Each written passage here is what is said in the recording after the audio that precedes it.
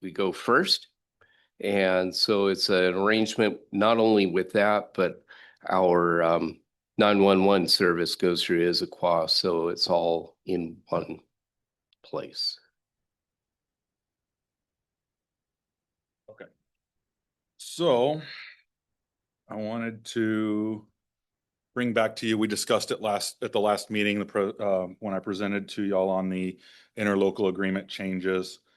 And we've been contracting with Issaquah Jail since February, or for many years.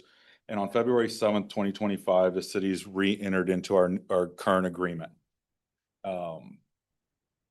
We have a proposal change for 2026 rates. And like you said, Councilmember Watton, this is our primary jail facility. Our 2025 rates are up on the screen. The booking fee was $20. Our general population on our guaranteed beds was $150 a day. And then our non-guaranteed beds is $200 a day. We currently sit with 5 guaranteed beds. And the Issaquah Jail's proposed rate change has gone for the guaranteed beds to $157.50 per day. For the guaranteed, non-guaranteed beds is $210 a day. The booking fee went up to $25. And then there's also, they included a transport and security fee. So if somebody's gone to the hospital or they're assisting us in any way, we can utilize those services. It's not a requirement. It's just dependent on, where we are. That's $94.50 an hour. And then this is with the proposed 5 guaranteed bed. So in the presentation, I was asked for some information on what we've been utilizing. So for 2025, let me switch it to presentation mode here. Maybe slideshow, make it a little bigger for everybody. I'll get to that page. So for 2025, we averaged for all inmates 2.95 bed spaces utilized. And then for 2026, for the first 4 months of the year, we were at 3.77. I asked for what our numbers were so far for the month of May, and we're 4.47 on our bed space. And then there's a breakdown by race and gender. And then we have gross misdemeanors versus misdemeanors. So in 2025, our gross misdemeanors were 2.42 on average of what was booked, and then 0.54 on just the misdemeanors. And then this year we're at 2.43 or 2.34 for gross misdemeanors and 1.42 for misdemeanors. The interesting numbers are our pre-sentence. So these are those that are before being sentenced. What we're booking 2025 was 2.16. And so far for the first 4 months of this year, it's 2.91. And then after sentencing, we're at 0.80 and then 0.85 for this year so far. And that number is always going to remain a little lower because we move the sentence. Typically, we move the long-term sentences, anything over 30 days, to either Sunnyside or Yakima Jail to save us cost. So that number is always going to stay a little lower. And this one just breaks it down by gender. If y'all are interested, I have those numbers, but those are pretty consistent, and our male population is always typically a little bit higher. And then we have, like you said, this is just a different graph of what we have for the sentenced or pre-sentenced, and then those that were sentenced. So that kind of answered some of those questions that were asked the last go around. Like I said, I did run the numbers because we're running on a very short time frame of just being this, without North Bend. I wanted to show you kind of where we're sitting with the proactivity of the officers for this month, and we're sitting at about 4.47 booked. I will say that within the 2 days after our last meeting, we went over our bed space due to 2 DUIs, one that was on the Tuesday after our meeting, and we had a early day 1 o'clock DUI that was arrested, and then we had one later that night, which threw us over our numbers to 6 beds being occupied, and that ran through the weekend. And then we've consistently been staying a little higher. So that's why we're at that 4.47. I've talked with Jana Walker, our budget analyst, and just with the short time frame, we're going to continually monitor where we're at and determine whether or not we may need to lower if need be. But I think consistently for where we're sitting and without having been policing the way we have for the last decade and a half, I think we're going to see our numbers stay pretty consistent with that 4.47 area with the proactivity we have going on. But I'll take any questions you may have. Yeah, there are a couple things. First of all, let's talk about the guaranteed beds, because guaranteed means we always have it available. When we don't have a guaranteed bed, it doesn't necessarily mean that it's available. Not such a big issue at Issaquah as it is in South County, because there's only so many beds and we don't have a contract there.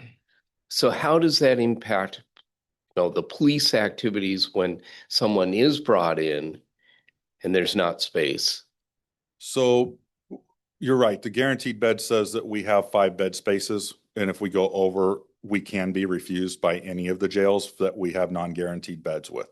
So if they're full, they're full. Or if they don't, let's say there's a medical problem or something like that. I mean, they always have the right to refuse patients or the inmates without having them cleared by medical or the hospital, things like that.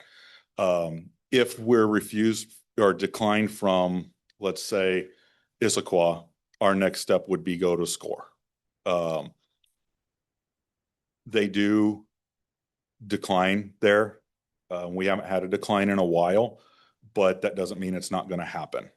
That then would then push us over to King County, which is our highest contract at right around or a little over $300 a day. So we try to avoid that. It also takes command approval in order to book somebody into King County because of the cost. So we're trying to, be good stewards of our budget and things like that. But it's important just to kind of differentiate that the guaranteed, if it's not full, we always have that space. And the idea is for our mandatory arrest, our DUIs, our assault, domestic violence cases, where we have a mandatory booking, we have to book them into jail by law. We need to have those spaces available to us, and that's why we have the number of contracts we do for the pre-sentenced inmates. Okay, let's take it one step further, and that is okay, so you've maxed out on your beds in Issaquah. You've got to transport somebody then to one of the other facilities. Obviously, we don't have Waymo, where you just put the person in the car and it means an officer has to go with that person wherever they go. Correct. We will drive them to SCORE or King County if need be. Keep in mind there's 2 facilities for King County, but typically we're going to go to downtown Seattle just because it's closer than going to Kent, because it's just straight down I-90. But we will send somebody, and that goes along with, our staffing model of making sure we have a 2-person minimum. And then during the day, we also have our SRO and our detective that can help on the road and things like that. Okay. All right. Can you go back to the numbers? Yeah. Which numbers? Not those. The rates? No, number Uh, of people in jail. Okay, no.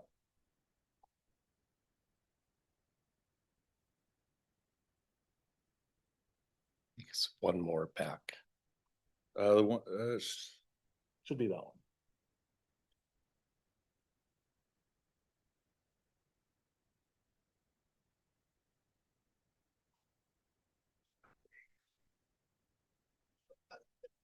It's not a PI exercise, their race and gender.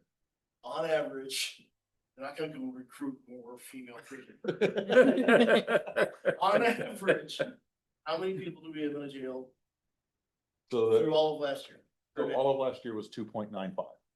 2.95. Then 2020. Well, yeah, that's good enough. We have guaranteed of 5. So the numbers say 3. You want the contract to read 5. Why the 2 difference? So 2025, we were still policing North Bend. A lot of our arrests were made in North Bend. a little less than Snoqualmie. These numbers don't include North Bend though. Those numbers do not include North Bend. And then 2026, you can see our numbers have gone up to the 3.77 on average. And then so for the last month or the last 3 weeks, we're at that 4.34 or 4.47. So the numbers have consistently gone up, which is why I'm seeking to keep at, for this year at least, at the 5 guaranteed beds. We reassess at the end of the year coming into the next biennium. And then if we need to reduce would be my suggestion. But that way we're constantly reassessing where we're at, because we have not policed Snoqualmie with a full 100% of our department the way we are now. So we're getting more DUI arrests, we're getting more suspended driving arrests, things like that, of first and second degree arrests, those higher up.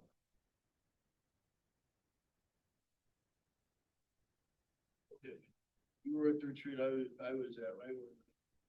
The mayor characterized it as we've gone below bone and we need to restore some bone.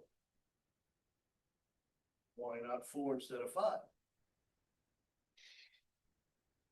I would say, because as we push towards the additional policing and the additional enforcement in Snoqualmie and not working in there, I think we're working in an area that's been pretty much uncharted for the last decade and a half. And I think keeping that extra bed, at least for the next, 6 months, 7 months, reassess. And then if we need to lower, we will lower. Because if we go above, and let's say like over the last couple of weeks, we're hitting above that 5 bed space number, and we consistently stay there, we may, it would justify those needs versus locking in the space at 4 and having to go back. I would say it's easier to lower, because if we give it up, they'll give it to somebody else until we know where we're at, because other places are looking for contracts at lower rates as well. If that helps explain that a little bit. I understand your position. I may not agree with it, but I understand. I think there are a couple things too, just to point out. The contract with North Bend ended March 31st. Correct. So these numbers reflect for the last month of the 4, because we're looking at 4 months total, the average. So the 3.77 bed space is from January 1st through, it would have been the end of April, because I presented in the first week of May. So that's just for the first 4 months, and that would give us 30 days as policing in our city, with 100% of our officers. And then I had him run the numbers for where we've sat so far this morning, and we're at 4.47 bed spaces used on average for this month. And we're not quite done with the month. I think there are also a couple other factors. One is some of the people that are brought into Issaquah cannot stay at Issaquah. They have to go somewhere else. So there's a cost to that. So that doesn't, I guess one is what's our actual bookings because this is people who have booked and stay a night. Is that correct? Correct. Okay. So we might want to have that context. And then the other thing, and I hear where Councilmember Holloway is coming from, and that is how many times are we going over the 5 would be helpful. How many times through the course of the year, how many times are we going over 4 beds in last year? It may give us a little bit of insight, but keep in mind, a lot of the activity was kind of smoothed out because they'd be busy here during the day and doing the same over in North Bend. The activity come about 11 o'clock at night really switched to our sister city, 10 o'clock at night. It really changed the way things were. I also want to caution everybody. We are the 4th safest city in the state. That did not include North Bend. And, what level of safety do we want? And I bet those numbers will improve this year for Snoqualmie. But it's one of those factors. There's the algebra side of, how much does this cost? But it's also what are the expectations of our residents? And I think we have to kind of keep that in mind as well. Well, nor do I believe the population became more criminally inclined as a result of the dissolution of the contract with North Bend. So the numbers have me a little confused of why we're maybe it's just coincident in timing, but why those numbers are bumping up. We are a pretty calm community. So all right. I'm not gonna. So if you don't mind, I can answer the first question. I've actually talked to Jana. We're running those numbers that you talked about, like how many times we've gone over. There's just a lot of data to go through, and it's going to take a little bit of time with everything else that they're doing. That is something that Jana has been working on. The other side is we're renewing the contract, obviously, through this. So if we want to drop to 4, we drop to 4. The only thing I would caution on is that if we give up that bed space, we may not be able to get it back if the numbers show that we truly need it, as I project that we're going to be closer to that 5 number. Because they may, Federal Way may want to go, I want that extra bed now. And that gives Issaquah that guaranteed bed space just pushed to a different city. So that's the only reason I would caution on that, because we have seen our numbers of arrest go up over the last 2 months. Going from 3.77 to 4.47 over the last 3 weeks. And I'd hate to lose a bed space to where we can't get it back. And then I'm booking more into SCORE because I don't have that extra guaranteed bed space. But this is the time to make that selection. And, I think I understand where y'all are coming from on where we have been in history based on these numbers. But I also see what the officers are out doing, making more traffic stops. We're not booking in the suspended third drivers. Those are cited and released and not booked into jail. We process them at the PD, do their fingerprints, and now that goes off to the court system. But these are the ones that we're physically booking into jail. Councilmember Cotton. Thank you. I know even in the mean streets of Snoqualmie that we do occasionally get some crime and we do. Where are those streets? Anyway, go on. Right down the road, they're right down the road. We do, and I appreciate that the officers are out. And because they're not divided between 2 cities, they're, maybe able to concentrate more on particular patterns in our city or area. And so I realize that the North Bend contract just, literally kind of ended in the last month or so. And so, yes, I would like to see over the next few months how things shake out as far as, at least through the end of the year would be my feeling, since the contract goes through then, and then make a decision kind of based as the numbers settle out.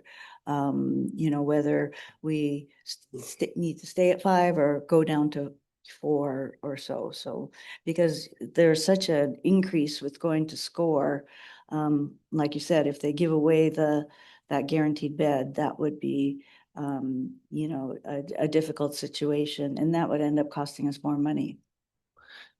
Thank you.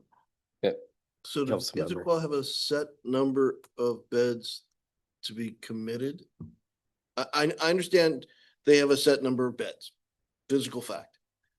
Your prior statement seems to imply there's a set number of beds that they will commit to be dedicated beds to particular municipalities, whatever. And that is a finite number to negotiate between all the parties of who gets what portion of that. Correct. So like Federal Way may have a contract for 5 beds. I don't know what their number is. Different question. I understand Federal Way may have a contract for 5 numbers. My proposition to you is that Issaquah would commit dedicated beds up to the number of beds they had if they could. That's a guaranteed income stream service for them. So I'm not, Minus the I'm beds. holding the fact that if we give up one, it'll be hard to get it back. I think the beds are there. We can negotiate it back. And that's possible. The one thing, and having come from a city that had its own jail, we always reserved a certain number of beds for our police department. So For full moon nights. Enumclaw kept those because it's our jail, right? We don't want to have a jail and then we're paying somebody else to house a DUI. So they're going to always keep a certain set beds for them, and then they designate or divide it up. And typically it's in groups of 5 for other entities.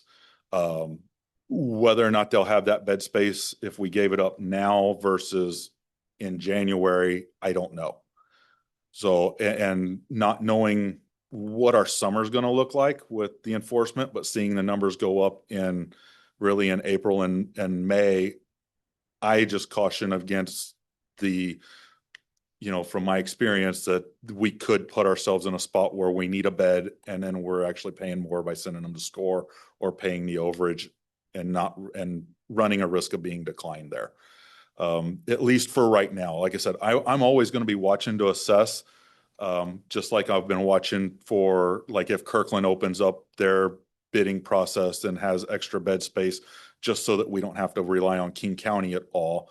Kirkland would be closer, cheaper, and things like that. So I'm always reassessing those, which is how we ended up with the Sunnyside and the Yakima long-term stuff, just to kind of be more, cautious of what we're spending. We're just a little bit into some uncharted territories, and I see our numbers increasing, and we haven't even hit our summer busy months yet.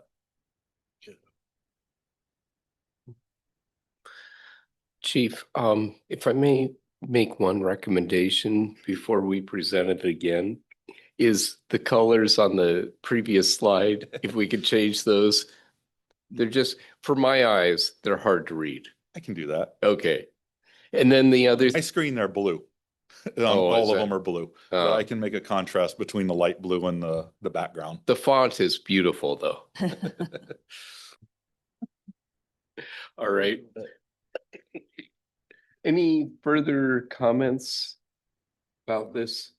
This will go on to council next week for first reading?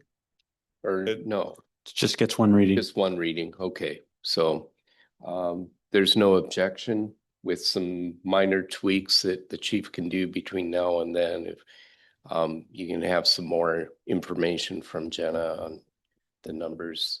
I know there's a lot to try to bring together, so I appreciate it. And I'll ask her. I don't know how long it'll take her to get some of that. I'll ask Issaquah. I'll try to get the overage numbers.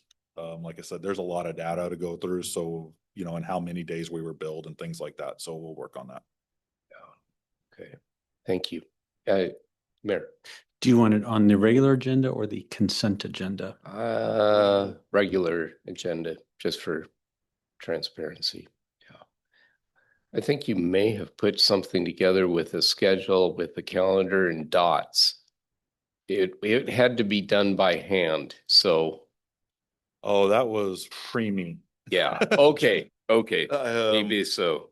I know our technology is state of the art sometimes. Thank you. All right. With that, we'll move on to the fire chief, Chief Bailey. You've got a couple things coming up for holiday time. Yes, we have 2 agenda bills in front of you, 2 separate agenda bills, but they're the same. You recall from our conversation at the previous meeting. The mic there. Thank you for the reminder. Same parent company, TNT, same company that runs them, Impact Ministries, the Safeway lot, and then lot 213, which is the gravel lot next to Dark Horse. We went through it last time, so I don't think I need to go through the particulars. I just wanted to point out the specifics because we did have a little bit of a going over it last time. So it's a $25 application fee, a $300 bond, which basically says that they need to clean up the site before July 7th. And then the requirements are that they be 50 feet back from any structure, that they be 25 feet, no smoking within no cars within 25 feet, no smoking within 50 feet, and then 50 feet on all sides away from any brush. So those are the requirements that's in the SMC. All these stands meet the requirements. They have met them multiple years that they've been here. And also as a reminder, the fire department does inspect them every day. The first day that they go in, myself or the deputy chief would do the first inspection.